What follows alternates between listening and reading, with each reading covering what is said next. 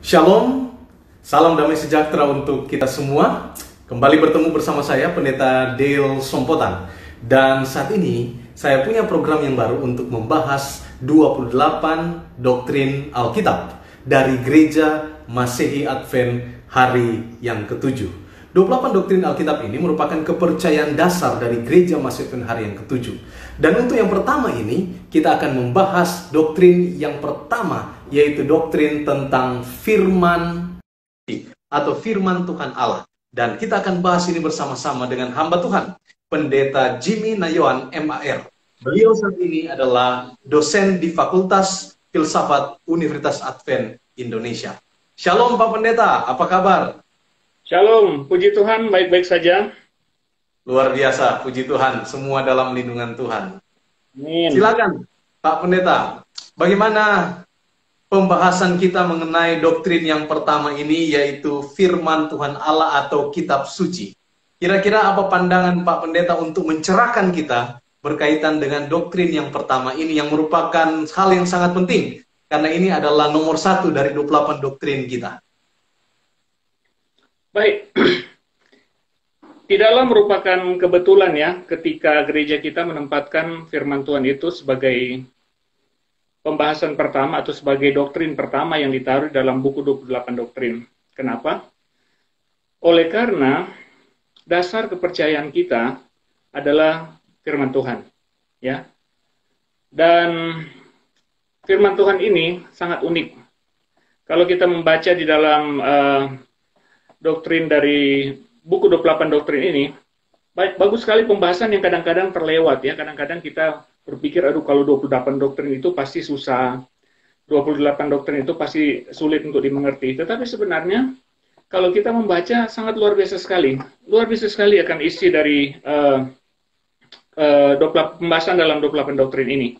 Nah, mari kita lihat sekilas dari isi dari buku ini, dan saya berharap saudara boleh mendapatkan pencerahan, boleh lebih mengasihi Allah ya lewat membacakan firman Tuhan. Saudara, Alkitab ini buku yang sangat istilahnya mendapatkan, buku yang paling sering mendapatkan serangan ya. Serangan dalam pengertian bahwa banyak orang tidak menerima akan Alkitab. Banyak orang menolak, banyak orang tidak menyukai oleh karena berpikir bahwa Alkitab ini hanyalah mitos. Alkitab ini tidaklah memberikan kegunaan ya secara praktikal dalam hidup, ketika orang-orang tersebut menganggap bahwa contohnya Allah tidak ada ya. Kalau Allah tidak ada berarti mereka tidak menerima firman Tuhan. Tetapi sebagai orang Kristen, saya mendapati bahwa Alkitab ini sangat luar biasa. Nah, coba kita perhatikan. Hal yang membuat Alkitab itu berbeda daripada buku-buku yang lain adalah karena dia punya sumber dan dia punya isi, ya. Dia punya isi pokok dari Alkitab tersebut, ya. Sumbernya dari mana? Sumbernya adalah dari Tuhan, dan isinya apa? Adalah pernyataan Tuhan tentang dirinya sendiri, ya, dan bagaimana dia memiliki rencana untuk menyelamatkan manusia, ya. Nah, berbicara tentang sumber, maka kita mendapati bahwa ada dua jenis pewahyuan. Artinya, bagaimana Alkitab itu diwahyukan. Sebagai buku, maka sebenarnya Alkitab sebenarnya ada pernyataan Tuhan yang tidak melalui buku, ya. Itu yang namanya general revelation, ya, yang namanya pernyataan umum, ya. Kalau bilang pernyataan umum itu, maka contoh kita membaca dalam Alkitab dalam Mazmur pasal 19 dibilang bahwa langit menceritakan kemuliaan Allah dan cakrawala memberitakan pekerjaan tangannya. Artinya bahwa Allah menyatakan dirinya itu lewat alam. Allah menyatakan diri lewat hubungan satu dengan yang lain, manusia terhadap satu dengan yang lain. Contoh begini. Kalau saudara melihat akan sekeliling kita, kalau kita lihat misalnya sinar matahari, kalau kita melihat tumbuh-tumbuhan, kalau kita melihat akan pegunungan, contohnya, kalau kita melihat pelangi, maka kita seharusnya berpikir, dari mana ini semua ini ya? Dari mana semua ini? Kenapa kok ini luar biasa sekali? Ya, ini memberikan kepada kita satu bukti bahwa Allah ada oknum di balik daripada keindahan di alam ini. Ya, kemudian hal yang menarik juga yang boleh kita pikirkan tentang pernyataan umum dari Tuhan kepada manusia adalah hubungan dengan apa yang disebut dengan hubungan-hubungan yang ada di antara manusia. Contohnya, kenapa kok orang tua bisa mengasihi anak? Kenapa kok orang tua mau berkorban untuk anak? Ya kan? Nah, itu adalah satu bentuk pernyataan Allah. Kenapa? Karena di situ menunjukkan, contoh tidak Allah menunjukkan luar biasanya alam ini. Yang kedua adalah menunjukkan bagaimana luar biasanya cinta kasih hubungan antara orang tua dan anak sebagai contoh. Tetapi masalahnya begini, setelah manusia jatuh dalam dosa, gambaran-gambaran yang tadi saya sebutkan itu, yang seharusnya menggambarkan Tuhan, ternyata rusak. Ya, rusak. Oleh sebab itu, membutuhkan yang namanya special revelation. Nah, gambaran yang rusak itu contohnya begini. Kalau kita melihat di alam, melihat misalnya, kita menikmati akan ciptaan Tuhan seperti contoh air ya. Air itu adalah pemberian Tuhan yang sangat luar biasa sekali. Tetapi oleh karena keadaan kita hidup dalam dosa ini, air yang seharusnya menggambarkan kemuliaan Tuhan, sekarang kita mendapati contoh bah, tsunami. Akhirnya orang berpikir, kok kenapa ya gambaran Tuhan kok seperti ini ya? Ya kan? Kemudian hubungan keluarga. Dalam buku Mazmur pasal 103 ayat 13 mengatakan, seperti Bapa sayang kepada anaknya, demikian Tuhan sayang kepada orang-orang yang takut akan Dia. Tetapi kenyataannya setelah berdosa, hubungan-hubungan ini jadi rusak. Ada perceraian, ada perselingkuhan, ada perlakuan orang tua kepada anak yang terlalu kasar ya, kekerasan dalam rumah tangga misalnya seperti itu. Akhirnya tentang Allah itu rusak. Nah, itu sebabnya kita membutuhkan yang namanya special revelation. Nah, special revelation itu ada dua. Yang pertama adalah Yesus. Special revelation itu adalah Yesus sendiri. Kenapa? Jadi lewat Yesus Allah menyatakan dirinya. Ya, lewat Yesus Allah menyatakan dirinya. Itulah sebabnya ketika di akhir-akhir dari kehidupan Yesus, Yesus pernah berbicara kepada murid-muridnya, kemudian Filipus bertanya kepada Yesus, Yesus, tunjukkanlah Bapa kepada kami. Kemudian Yesus, sudah sekian lama kamu bersama-sama dengan aku, kamu mengatakan bahwa untuk meminta menunjukkan Bapa kepada aku. Dia bilang, barang siapa telah melihat aku, dia telah melihat Bapa. Jadi Yesus adalah pernyataan istimewa. Ya. Kemudian yang kedua adalah lewat kitab suci. Nah, jadi lewat kitab suci atau lewat yang kita kenal sekarang disebut dengan Alkitab, disinilah Allah menyatakan dirinya. Nah, saudara, begini. Secara sederhana Alkitab itu mau kasih tahu kepada kita bahwa ada Allah. Ya, secara sederhana mau kasih tahu sama kita ada Tuhan. Ya. Kemudian yang kedua, Alkitab itu juga mau menyatakan kepada kita tentang kondisi manusia dan bagaimana dalam kondisi yang berdosa ini kita mendapatkan jalan keluar terhadap masalah-masalah yang kita hadapi. Ya, termasuk yang paling utama di situ adalah bagaimana kita bisa kembali kepada Allah. Nah, saudara begini, teman-teman mendengar ya, saya mungkin terbiasa dengan berkhotbah jadi bahasa saudara-saudara sering muncul. Oke. Kalau kita membacakan Alkitab, di sana dikasih tahu siapa saya dan siapa Tuhan. Di sana secara sederhana mengatakan bahwa Allah yang memulaikan segala sesuatu, manusia lahir dari Allah, kemudian manusia jatuh dalam dosa, dan kemudian kehidupan manusia yang saat ini dipenuhi dengan dosa. Jadi saudara, kalau misalnya kita sering bertanya begini, kenapa kok hidup kita ini seperti ini ya? Contoh, ada tsunami. Sekarang ini kita menghadapi masalah yang sangat berat di seluruh dunia, tengah menghadapi keadaan ini, yaitu masalah COVID-19 ini. Banyak orang berpikir, kenapa kok keadaan ini jadi seperti ini? Tetapi ini salah satu jawaban Alkitab yang sangat simpel adalah begini, kita hidup di dunia yang berdosa. Ya. Dan itulah gunanya Alkitab. Alkitab memberitahukan keadaan kita. Alkitab kasih tahu bahwa saat ini kita berada di dalam kondisi yang berdosa, di kondisi dunia yang sudah jatuh, dunia yang sudah tidak ideal. Itulah sebabnya kita menghadapi berbagai macam tantangan dalam kehidupan ini.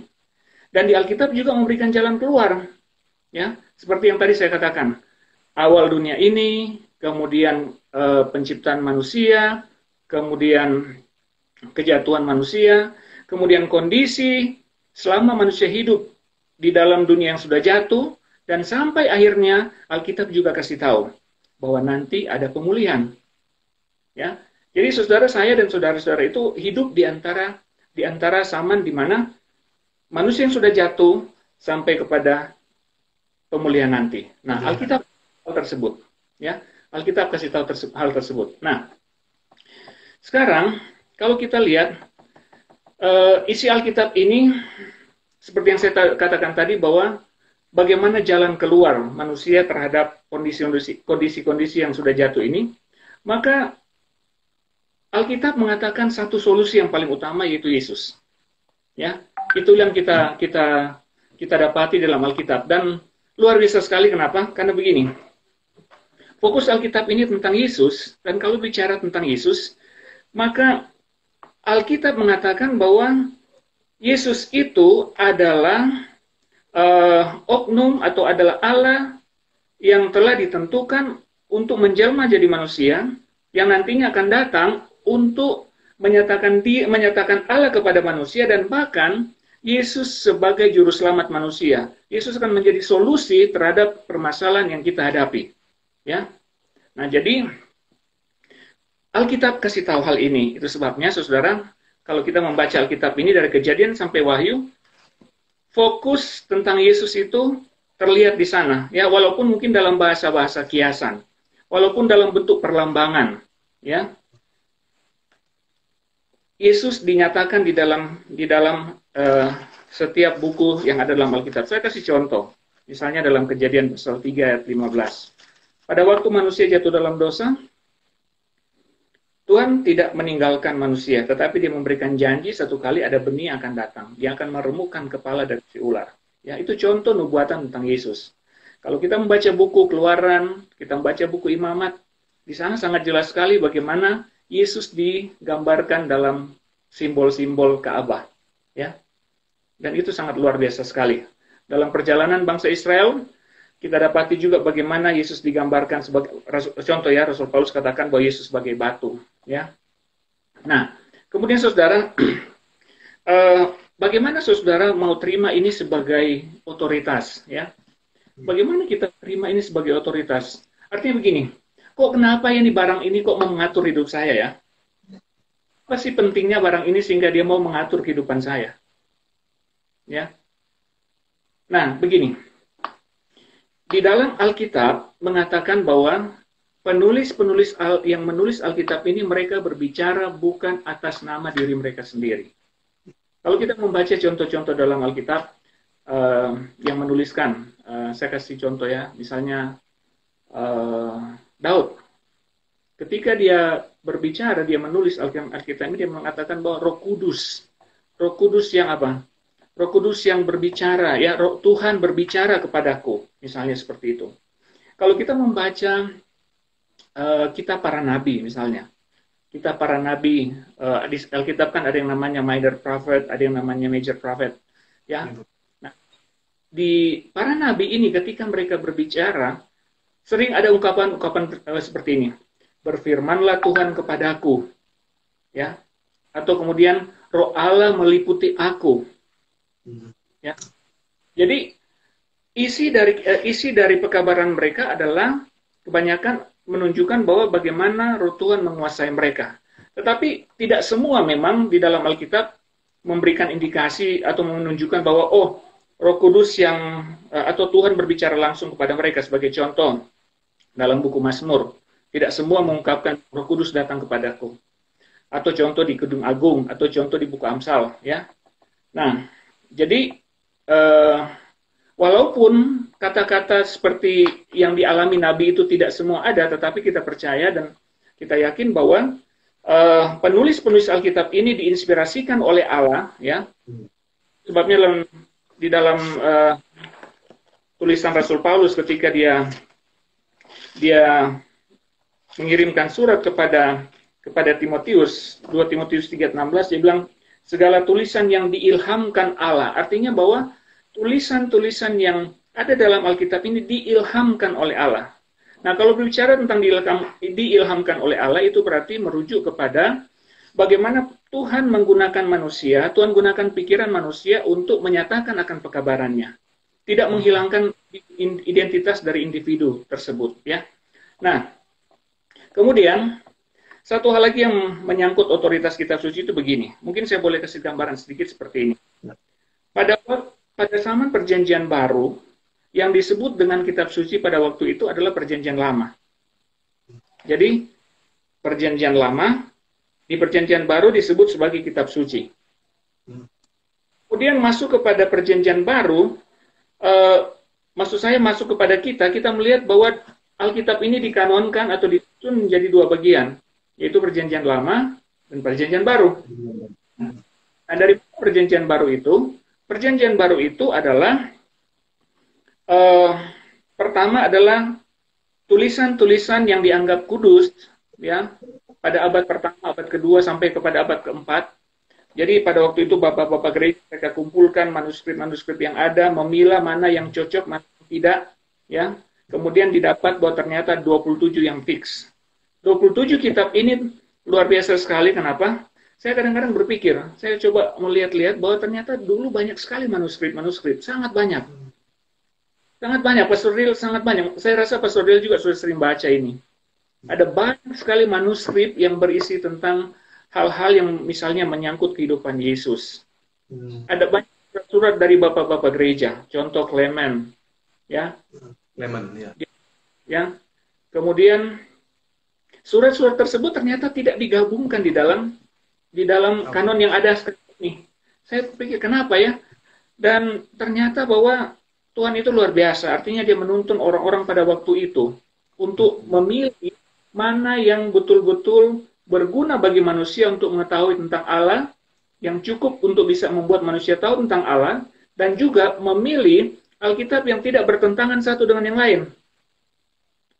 Itulah sebabnya gereja Protestan ya secara umum kita tidak memasukkan ada yang disebut dengan deuterokanonika. Mungkin pernah dengar itu. Ya. Yang kedua yaitu berisi buku-buku yang disebut apokripa. Itu sebabnya itu tidak dimasukkan di dalam kitab ini oleh karena ternyata setelah mereka teliti ada beberapa hal yang tidak cocok. Ya. Jadi apokripa itu ditulis kira-kira mungkin sekitar tahun 200 sampai 10 sampai tahun 200 sebelum Yesus. Jadi itu ditulis sebenarnya kalau mau dipikir perjanjian lama juga ditulis sebelum Yesus. Tapi kenapa buku ini tidak dipakai? Oleh karena ada beberapa hal yang membuat buku ini tidak diterima. Saya mendapati dan saya coba research kenapa hal itu saya coba mencari tahu kenapa hal itu tidak diterima. Ada beberapa alasan. Yang pertama adalah ternyata Yesus dan murid-murid nggak pernah mengutip buku itu. Padahal buku tersebut sudah ada. Ya, pada zaman Yesus itu sudah ada. Ternyata salah satu alasan yang membuat buku itu tidak dimasukkan di dalam kitab ini oleh karena tadi murid-murid dan Yesus sendiri tidak pernah mengutip hal tersebut. Yang kedua, alasan yang kedua adalah karena ada beberapa hal yang menunjukkan perbedaan doktrinal yang membuat sepertinya tidak cocok dengan doktrin secara umum tentang yang menceritakan tentang Tuhan. Contoh, ada satu buku di buku apokripa itu mengatakan bahwa kita bisa selamat oleh memberi alms, boleh memberi sedekah, memberi pahala. Nah, itu tidak cocok dengan isi buku, makanya itu tidak diterima. Kemudian satu hal lagi, alasan membuat buku-buku ini tidak diterima oleh karena dia punya istilahnya divine authority itu tidak terlihat di buku tersebut. Nah, coba saudara perhatikan ini. Beberapa kali saya membaca, ini kan sesuatu yang sebenarnya kalau orang buat pengakuan itu hati-hatilah kalau orang mengklaim sesuatu kan. Tapi coba Anda lihat contoh di buku Wahyu. Di buku Wahyu pasal 22 ayat 18-19 dia bilang jangan tambahkan. Siapa yang tambahkan akan ditambahkan hukuman. Siapa yang kurangkan, misalnya seperti itu kan. Ya. Jadi otoritas. Rasul Paulus sering bilang, saya disuruh oleh Tuhan. Luar biasa sekali. Jadi mereka semua ini yang menulis buku ini memiliki yang dinamakan otoritas dari Tuhan sendiri. Oke? Nah, kemudian saudara, Alkitab ini juga, selain kita bicara tentang otoritas, kita juga mendapati tentang ini. Tadi saya terlewat, sesuatu yang saya lewat. Yang saya lewat adalah ini. Keunikan dari firman Tuhan ini, kenapa kita terima juga adalah masalah tema, masalah pokok yang berkesinambungan sampai akhir. Dan itu luar biasa sekali. Sangat luar biasa sekali. Kalau saya mau bilang, bayangkan, Kejadian 1, 2, 3, berbicara tentang dunia yang sempurna, kejatuhan, dunia yang rusak. Ternyata 3 pasal terakhir dari buku Wahyu berbicara tentang pemulihan, ya, pembinasaan dosa, pemulihan dunia ini, dan kemudian kita hidup selama-lamanya dengan Tuhan dalam dunia yang sempurna lagi. Dan itu luar biasa sekali. Bagaimana cerita tentang Yesus di perjanjian lama, dikenapi di perjanjian baru, dan bagaimana rencana-rencana Allah itu berkaitan satu sama lain di sepanjang buku dalam Alkitab ini. Itu luar biasa sekali. Begitu Pendeta Dale untuk yang boleh. Terima kasih sekali.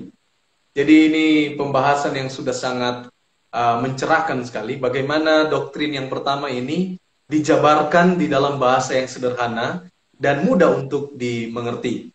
Jadi yang sudah dikupas tadi adalah menyangkut bagaimana otoritas kitab suci, bagaimana pengilhamannya, bagaimana dalam penerapan sehari-hari, kenapa kita merujuk kepada Alkitab dengan melihat alam, dan sebagainya. Dan satu hal juga bahwa Alkitab ini terdiri dari 2 bagian. Tadi sudah disinggung bahwa itu adalah bagian Perjanjian Lama dan Perjanjian Baru. Perjanjian Lama ini terdiri dari 39 buku, Perjanjian Baru terdiri dari 27 buku. Dan Alkitab ini ditulis di kurun waktu yang cukup panjang ya, Pendeta, kurang lebih 1500 tahun dalam waktu penulisannya. Ditulis oleh 40 ya, kurang lebih 40 orang penulis ya. Hanya yang menjadi pertanyaan banyak orang, kok bisa Alkitab ini tidak bertentangan satu dengan yang lain? Waktu penulisannya berbeda, kemudian orang yang menulis berbeda-beda, latar belakang berbeda-beda, kenapa tidak ada pertentangan? Mungkin jawabannya adalah sesuai dengan sudah dibaca tadi, segala tulisan di ilhaman Allah memang bermanfaat, atau segala tulisan di ilhaman Allah itu dari Roh Kudus ya. Mungkin bisa dielaborasi lebih jauh lagi. Kenapa sampai buku sebanyak ini penulisnya tidak ada pertentangan satu dengan yang lain? Mungkin saya kasih contoh ya, Pendeta ya. Saya kasih contoh aja satu. Kalau kita membaca Habakuk, kalau kita membaca buku Habakuk, ini contoh aja satu ya. Kalau kita buku Habakuk, di sana dimenuliskan bahwa Tuhan, baca ya, kita baca buku Habakuk, ada ungkapan di sini tulisnya seperti ini.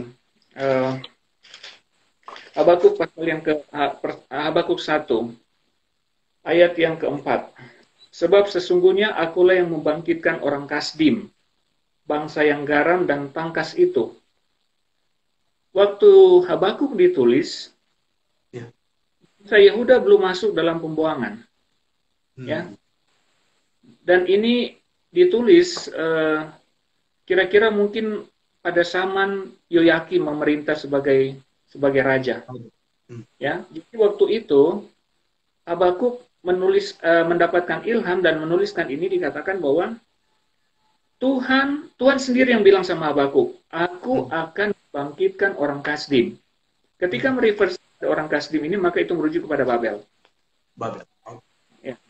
Nah, kemudian pada saat sesudah pembuangan, ketika Daniel dan teman-temannya berada di Babel, pasti saudara ingat ya, tentang mimpi dari Nebukadnezar.